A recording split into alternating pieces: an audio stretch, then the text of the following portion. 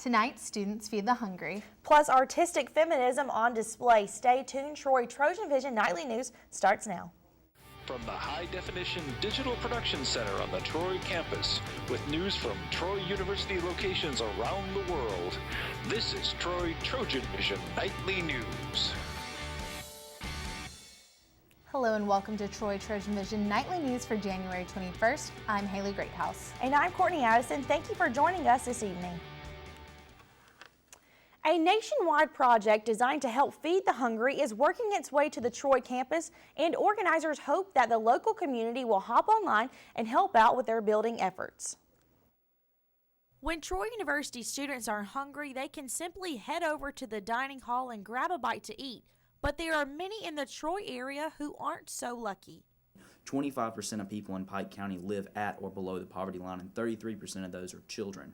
So I feel like there really is a need here in our community, and I feel like Campus Kitchens is definitely a way to help. Cole is a part of an effort to bring Campus Kitchens to Troy University, an organization designed to help feed the hungry by using resources that might otherwise go to waste.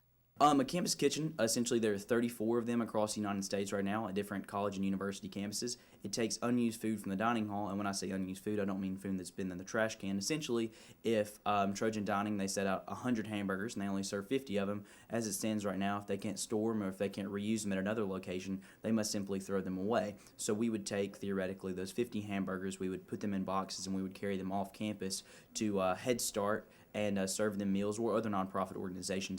Troy's Campus Kitchen is still in the planning phases, but they are looking for some outside support.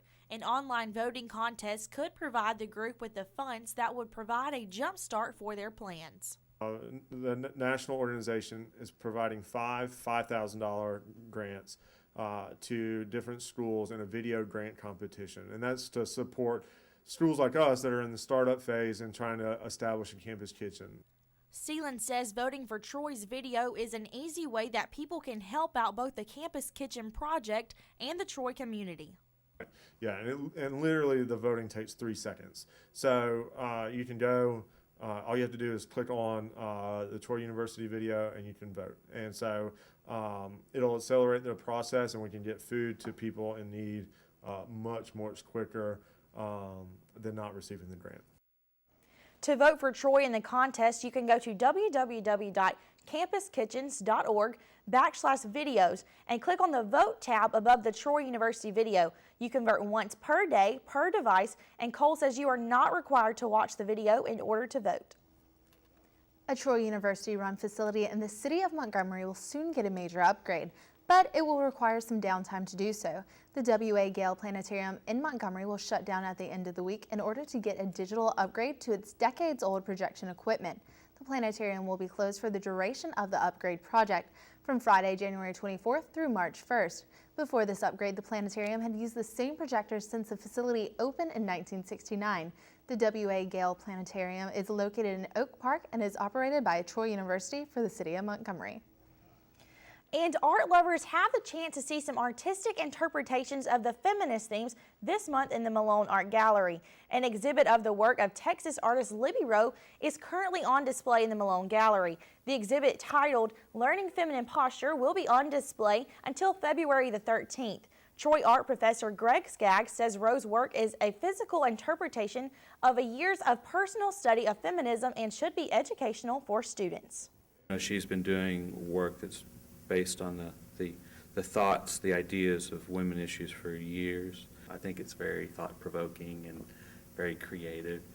She obviously is creating artwork that's based on her research, which is kind of a nice education for the general public. The Malone Art Gallery is located in Malone Hall on the Troy campus and is open for viewing from 8 a.m. to 5 p.m.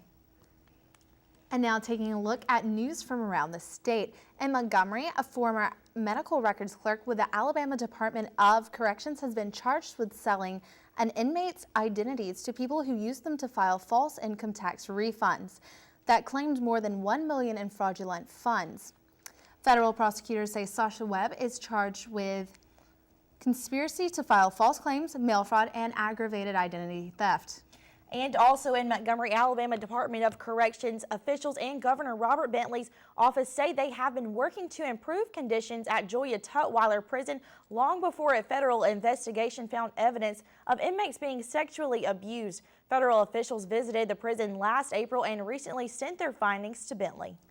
And in Loxley, police near the Alabama coast say officers responding to a domestic violence call shot and killed a man who refused orders to drop a handgun.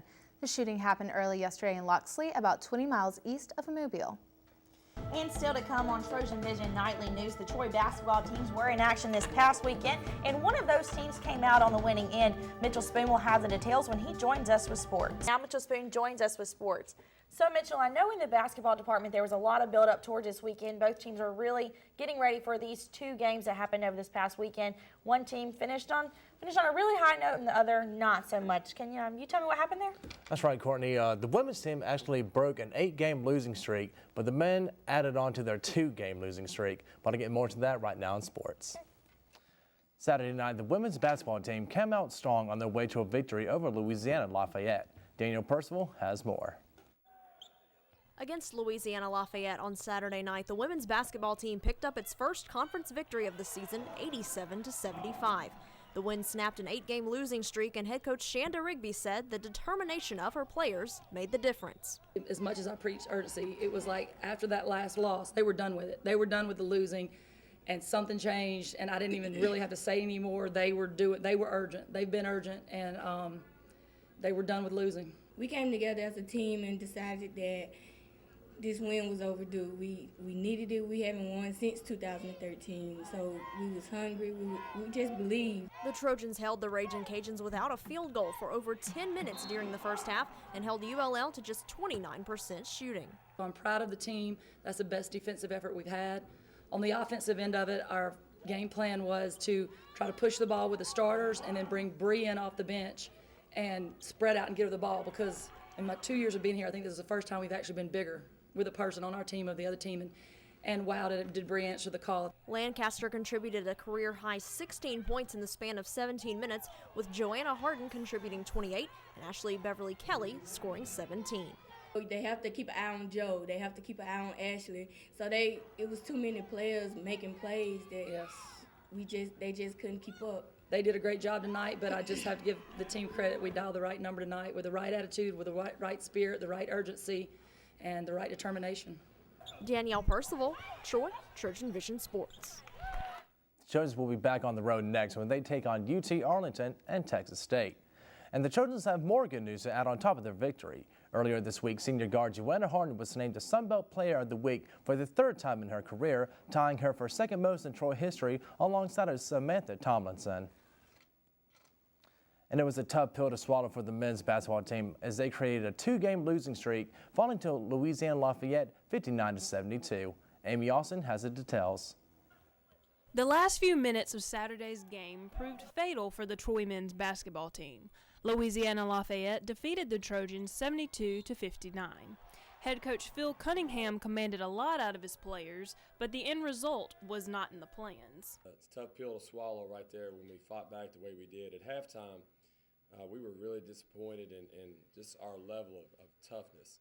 And normally we go in and at halftime and talk about offense and defense and any kind of adjustments we need to make, but all we talked about at halftime tonight was, we've got to come out and play with toughness this second half. I don't care what you do, offense, defense, you make sure you play with toughness. And to our guys' credit, they did. They came back, they were really tough, and they fought back and got back in the game and showed that kind of effort that it took to get back in the game. And then thought there at about the 7-8 minute mark, we had about 3 bad possessions in a row offensively that turned the game. And on the other end, Rimmer hit those 2 huge threes that extended the lead, and then we played catch-up the rest of the way. The Trojans competed with the Ragin' Cajuns until the last 6 minutes of the second half when ULL went on a 13-0 run. Coach Cunningham knew his team gave the effort, but the Ragin' Cajuns did not give up. We got back in the game with a lot of effort plays, a lot of toughness plays, creating some offensive rebounds, hustling on defense.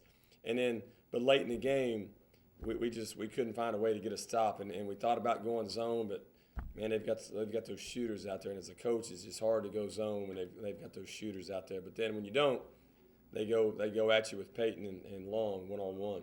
While Troy out-rebounded ULL 33-32, the Raging Cajuns shot 54% from the field while Troy shot 41%.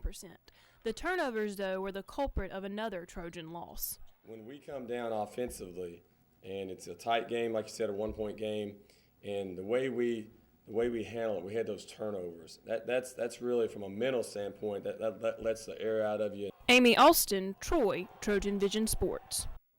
The Trojans will be back in action on Thursday when they travel to Texas to take on UT Arlington. And the Troy men's team dropped a pair of matches at the Seminole Quad Tournament on Monday. The Trojans lost their first match to Florida A&M 4-3 before falling to Florida State 6-1. Troy won on the doubles point against the Rattlers. Sammy Gorbel and Daniel Bustamante won the number 3 and number 4 singles matches. However, A&M took the other 4 matches afterwards. The Trojans then rebounded to win the doubles point against the Seminoles, but then lost 6 straight singles matches. The team returns to the court when they travel up the road to take on the Tigers of Auburn tomorrow. And in other sports, the Troy cheerleading team finished in 5th place at its first appearance in 4 years at the UCA College Cheerleading Nationals in the Division I Small Co-Ed competition this past weekend. A total of 20 teams competed in the classification, and the Trojans scored a 77.42 in the opening routine to advance to the finals round. Troy improved its score with a 78.45 in the finals to finish 5th in the competition. Head coach Tiffany Chandler said it was a great experience for her team. So, Courtney, Haley, congratulations, of course, to the cheerleading squad for making their first appearance in 4 years and getting that 5th place finish. And, of course, a big congratulations to the women's basketball team. I know they were really proud and happy to snap that 8-game losing streak. And hopefully this can give them some momentum going forward in the season. Absolutely. Congratulations to the cheerleading team and also to the basketball team. I know probably exactly what the women need to kind of boost their spirits up a little bit and kind of keep that momentum going and bring home some more W's. Indeed. Thanks, Mitchell. Thank you.